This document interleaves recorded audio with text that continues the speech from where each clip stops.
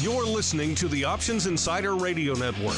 For more quality options programs, visit www.theoptionsinsider.com or search for Options Insider Radio Network in your podcast provider of choice. Listeners can also access all of our programming through our mobile app, available in iTunes and on Google Play. Don't forget to follow along with your favorite programs and submit your own questions for the hosts at twitter.com/options. Facebook.com/TheOptionsInsider or via questions at TheOptionsInsider.com.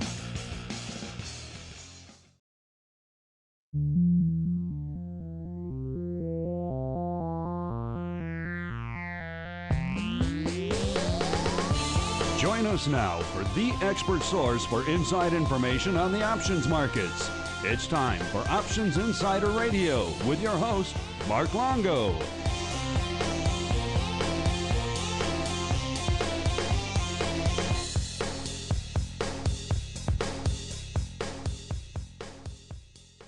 Welcome back to Options Insider Radio, the interview program here on the old network where we welcome on guests from throughout the world of options and derivatives and proceed to pick their brains for the benefit of you, the listener. My name is Mark Longo from the OptionsInsider.com, as well as, of course, from the ever-exciting, at least we hope so, Options Insider Radio Network. If I sound a wee bit different, because we're not coming at you from our studio in Chicago. No, we're down here in the Options Industry Conference in scenic, except for today, scenic and sunny Miami, Florida, where we're breaking down all the latest developments in the world of options with a slew of great guests, including our next guest. He's been on before, but it's been a while. He is Ed SZADO, the Associate Professor of Finance at the Providence College School of Business. Ed, welcome back to the Options Insider Radio program.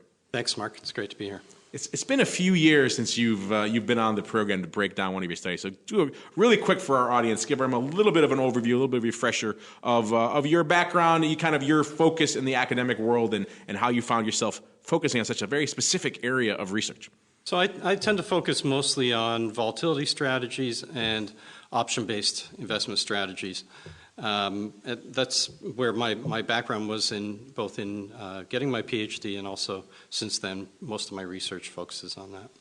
How did you get lured to the dark side of volatility research, sir, if I may ask? I suppose it started with a paper that was commissioned by the Option Industry Council. Oh, so they lured you to the dark side. Yeah. I see. Way back when I did a paper on buy rate strategies. Yes, I am familiar with that one. Well, you're here, of course, to discuss a new paper entitled Endowment Risk Management and Return Enhancement with Listed Index and ETF Options. Did I get it all in there, Ed? Did I fit it all in? Well, it's a very full title. It encapsulates the broad strokes of the paper. But, of course, there's a lot of interesting findings in here. Why don't you break down the impetus behind the study, why you decided to look at this, and maybe some of the interesting takeaways that you found along the way? Sure. Well, there are three main things that we try to tackle with the study. There's comparing the performance of cash-settled index options versus physically settled ETF options with the same basic underlying.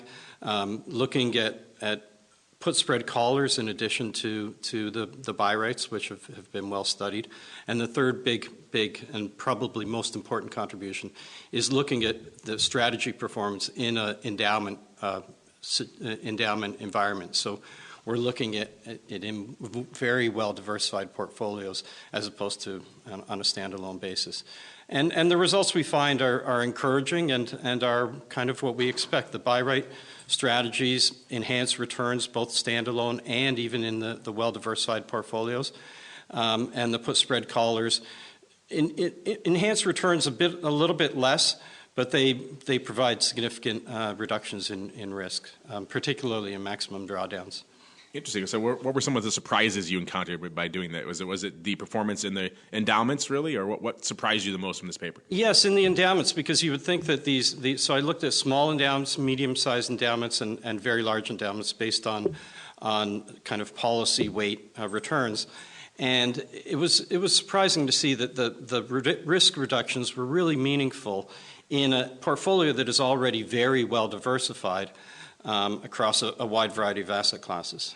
And now you talked about comparing buy rates versus put spread collars. Our audience likes to get into the weeds a little bit, so walk us through how you constructed these put spread collars. Was there multiple months in between, or what was the setup? What was the construction for this? So the buy rates were straight up 1 month, 2% or 5% out of money calls. The put spread collars used the 1 month calls with a 6 month bear put spread. So trying to take advantage of that more rapid decay on the call side from that shorter. As I call that, lines up with some of your earlier studies and some of the studies that OIC has done, where they found that optimal period to be right about 6 months for that put in terms of paying too much versus decaying too much. Correct. Correct. So interesting. So that was a structure for the put spread collar. And then the covered call was just the straight up 1 month. Have you explored or have any thoughts about looking into the weeklies as a way to augment the buy rights? Is that something that's on your radar? I haven't. I looked briefly at that a while back, and I think that there's even more opportunity there than the monthlies, but because you have that sequential writing, again, that very quick time decay. So I think that you could enhance things by looking at weekly calls. Of course, for your primary audience, which is the institutions, there's probably a bit of a trade-off there between 4 times a month versus one. One of the biggest complaints we hear from all of that side of the audience is, they just don't have the time, right? They don't have the time to babysit and do these. So if you approach them with something that says, "Hey, I'm going to get you 0.75% more a year," but you have to do this a lot more throughout the month, they may push back on that a little bit. Right. Plus, transaction costs play a part of it also. If you're writing 4 times as often, then you're incurring that extra spread. Yes, that definitely is the case here. And which is this, your findings here are kind of interesting to me, because I know we had some guests on, including Henry yesterday, Henry Schwartz, who does a lot of the data for the conference, and he was talking about how there's been interesting growth there's an overall downtrend in broad equity and ETF volume this year from an options perspective, but a surprising uptick in single name, which maybe shows that maybe the trend towards passive is perhaps that wave is cresting a little bit. Maybe people are starting to do a little bit of stock selection, and it sounds like from your findings here that maybe you're going to further enhance that a little bit, give people a little bit impetus to maybe get a little bit more active again, Ed. Yeah, absolutely, and I, a lot of these strategies can be applied at the individual stock level as well. Particularly buy rates are pretty easy to apply to individual equity. Now, in your impression, when you're presenting these studies and you're talking to endowments and other institutions in general, are you hearing people anecdotally that they seem to be more receptive to these types of studies and this types of data versus 5 or 10 years ago when it was still, I think, a bit of an uphill battle? Are you hearing a lot more interest in this now? Absolutely. When I first started doing option-based research, it was really pretty new to most people, but the interest and the awareness of the performance of the strategies has grown leaps and bounds, particularly in recent years. So obviously you have this current research you've done. We've just talked about the weeklies. Maybe I've given you a little bit of a next thing to do. But what are some other areas you think that are interesting, fertile areas for research right now in the options and derivatives market, particularly as it pertains to institutions? I mean, there's a lot of data. These people, they're voracious consumers of data. So the more you can provide them with, the better. Yeah, I've also been looking at options and futures on VIX and a lot of these option strategies across a wide range of asset classes, because we now have so many ETFs available with options on them. We can do collars or put spread collars or buy rates on commodities, on currencies, on just a wide range of asset classes. So we got so excited by the options component, I didn't even give you a chance to relay your studies on the physical versus cash settled component. Walk us through that a little bit, and were there any surprising takeaways there? Well, the surprise, I suppose not so surprising, but the performance was very consistent between the two. So that to me was kind of the result I expected, and the result in a sense that in my mind I hoped for, because it allows, if there is no obvious performance differential, then it allows an investor to make that choice based on their particular needs, either American settlement versus European, or cash versus physical, or tracking error, or the exchange, or whatever it may be.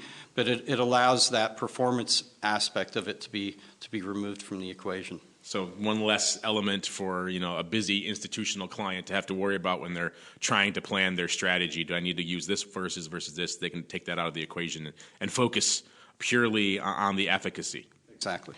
Well, I've always been a big fan of the collar studies that OIC did many years ago. They keep updating them, and this is yet another iteration on that. So I'm very happy to see that, because we speak a lot, not just to retail and not just to institutional, but also to a growing audience of advisors and asset managers out there. And I've always said many times that the collar, particularly the way you kind of construct it here, I think is very much a holy grail type position for a lot of that audience, because it speaks to a lot of their needs. Most of them have long equity exposure and they want to hedge it, but they don't want to pay for it. So the collar, and maybe the collar with an additional put spread kicker on it, things like that are great, interesting ways that they can explore to find ways to get that protection without not paying through the nose for it, Ed. Yeah, that's the real appeal of the put spread collar. You don't have a floor like you do with a collar, but you're net premium collecting, so it's not putting such a drag on your portfolio. Yeah, I've often joked, and I've had just used it again a couple hours ago on one of our shows here, that a large portion of this industry is devoted to paying for puts. And they spend their entire day trying to figure out, how can I get this protection, and not really pay an arm and a leg for it. So if you can help them in some capacity, Ed, then I think you've done a service to all of them. Thanks, Mark.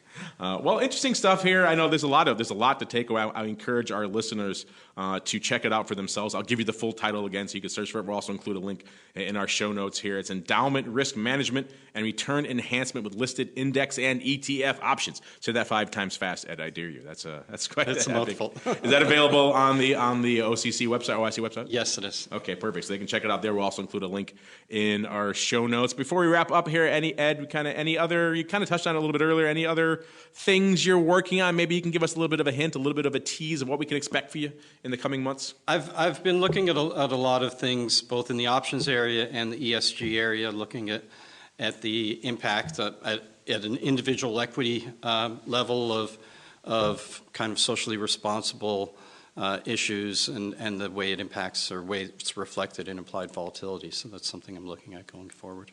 I can honestly say no one has approached me in that area of research before, so you're definitely on maybe the right track there, because it's not just how can we harvest the risk premium yet again, right? It's something a little bit different, a little bit more nuanced, and we like to hear that. Well, Ed, we like to hear. Certainly, we love data. I look forward to really spending some time going through all the different areas and breaking them down and discussing this maybe further with some of my cohorts there on our advisors option program and seeing how this plays out in the broad marketplace. Always more data the better, Ed, as far as we're concerned. So thanks for coming on, and we'll look forward to seeing how this study and some additional studies you have, including that one you just mentioned, sounds kind of interesting, how they play out in the marketplace in the coming months. Great. Thanks for having me, Mark.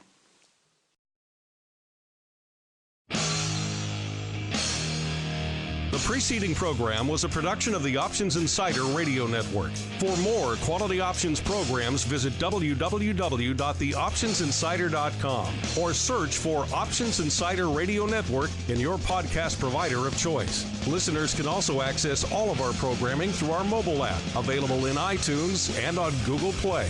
Don't forget to follow along with your favorite programs and submit your own questions for the hosts at twitter.com/options, facebook.com/The Options Insider, or via questions at theoptionsinsider.com.